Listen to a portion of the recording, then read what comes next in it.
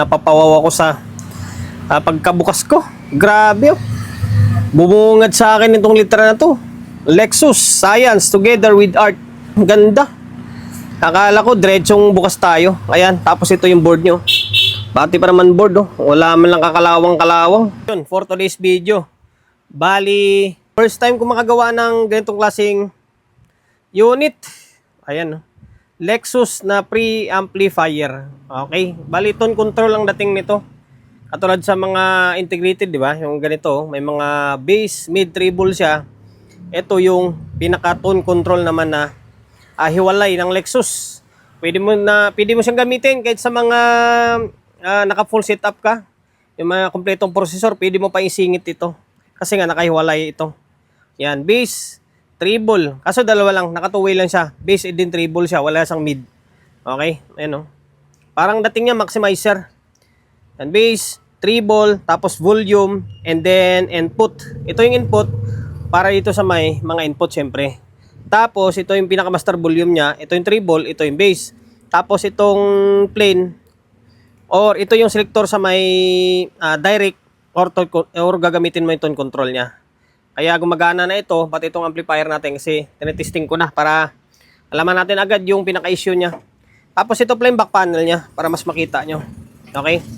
Ayan, ito yung back niya, tape, tuner, CD, LD, auxiliary 1, auxiliary 2. Ang dami niyang input. Para sa input yan. Tapos yan yung out nyo, record, out 1, out 2. Ngayon, naka-output tayo sa may out 1, papunta dito sa may amplifier na 735, yung repair natin. Tapos naka-input tayo sa may tape. Okay? Yung tape na yan, galing yan sa may, sa may laptop natin. Audio source natin. Tapos ito nga yung gagamitin natin amplifier. May nakakapit na speaker yan. Ngayon, nakasagad sa may tape. Ayan, tape. Play natin tong music natin. Okay, play natin to. Yan, naka-play na siya. Pakinggan nyo, issue niya. Tipla naka-volume to. Ayan o. Ayan, sagarak.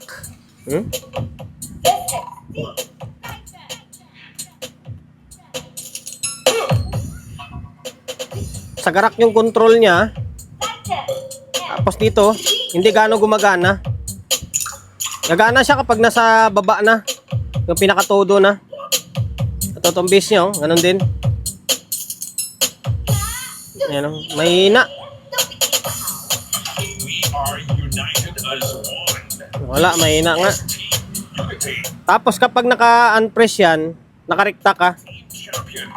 Yan, nakarekta. Hindi siya gumagana, oh. Diba? Sagarak yung control, yung master volume niya. Okay, bali ito yung mission natin, 40 for today's video. Bali, mapatino natin. Although, makontrol lang din naman problema nito. Palitan natin tong master volume, treble, and then bass niya. Kasi working naman siya eh. Gumagana naman. Kung problema lang is sagarak yung master volume. Tapos itong treble bass niya, hindi gaano sumasabay. Ngayon, buksan natin to para makita natin yung pinakalaman loob niya. Tanggal ko na yung takip niya. And then, napapawaw ako sa pagkabukas ko. Grabe oh. Bumungad sa akin itong litra na to. Lexus, Science Together with Art. Ganda. Akala ko diretsong bukas tayo. Ayan, tapos ito yung board nyo. Pati pa naman board oh. Wala man lang kakalawang-kalawang. Angas. Grabe siya oh. Ganda. Okay, tanggalin ko muna ito. Tanggalin muna natin to tapos diretso repair na tayo. Napaklas ko na yung board. Bago natin tanggalin yung mga control, pakita ko muna sa inyo o reflex ko muna sa inyo yung board nitong control niya. Grabe, napakaganda talaga oh. Wala kang lang makitang corroded or namumuti-muti oh. Angas. Kahit sa pyesa niya wala oh. Okay, tanggalin natin. 50k lang naman nakalagay dito. 50k lang din naman. Ayan, 50k na stereo. Tapos sa may master volume niya. Grabe oh, ganda oh. Kumikinang-kinang pa talaga siya oh. Angas. Bali 8 pin. 8 pin na 50k din. Ayan, common lang sa mga master volume. Okay, tanggalin natin ah. natanggal, hindi napalitan na natin. Ito yung tinanggal natin. Yan, 3. Tapos ito yung pinampalit natin. Yan. Tapos ito. Yan, bagong-bago yan ha. Kaso sana good. Meron pa naman minsan na bakit bago kakaproblema na agad. Yan, bago yan. Medyo mahaba lang yung shaft nito. Compare mo sa pinalit natin. Although mahaba naman yung uso ng knob eh. Ito pala guys, inangat ko ito dahil ito may lock dito sa may kanya. Focus ka. Ayan, may lock kasi ito. Hindi mo matanggal kapag hindi mo i-baklasin itong pinaka-front nyo. May tornilyo rito. Okay, balik natin and then testing natin. Naibalik ko na yung mga control. Ayan o.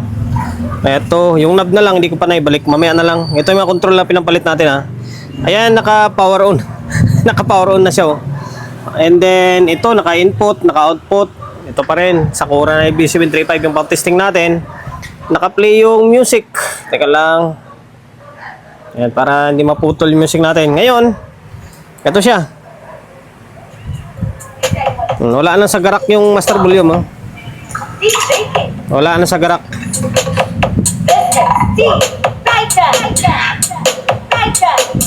Wala na sa garak. High. Ayun oh. Low. Yun, ganda ng tunog.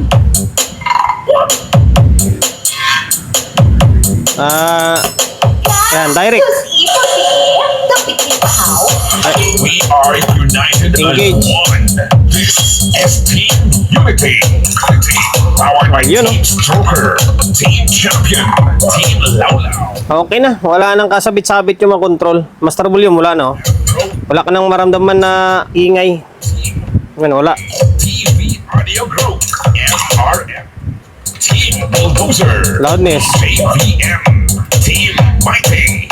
Team 2Ls. This is Team Unity.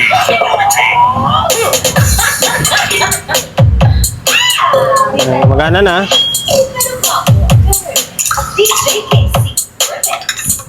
Off yung low. Low. Wala. Okay. Engage. Disengage. Engage. Okay na. Hanggang dito na lang. Mabilis ang video lang ito. Bali, pinalitan lang natin yung 3 control.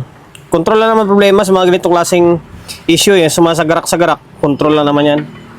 Okay na. Bali, yun lang. Pinalitan lang natin mga control niya. Okay na ito. Babalik ko na lang yung knob. Yan, mga knob niya.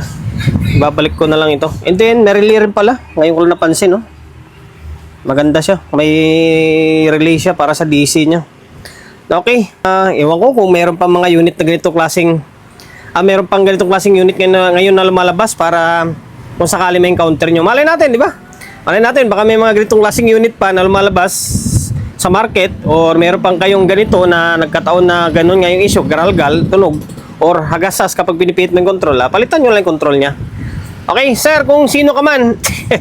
Bali, pinadala lang to dito sa atin. Okay na tong Lexus na preamp mo. Maraming salamat sa pagkakatiwala mo ng unit mo dito sa akin. Promotion, bago tayo magtapos, syempre, shop natin, Solid G Electronics Repair Shop, number 61, Don Julio, Gregorio Street, sa Uyo Road, sa Uyo, Quezon City. Social media pages natin, sa mga hindi pa nakapag-follow, paki-follow, and then syempre, paki-share ng video natin. Sa my Facebook, YouTube channel, sa mga hindi pa nakapag-subscribe, paki-subscribe, like, share, and then syempre, paki-hit ng bell button sa gilid para updated ka sa mga susunod na video na i-upload ko. Ingat, God bless, and then peace atin lahat.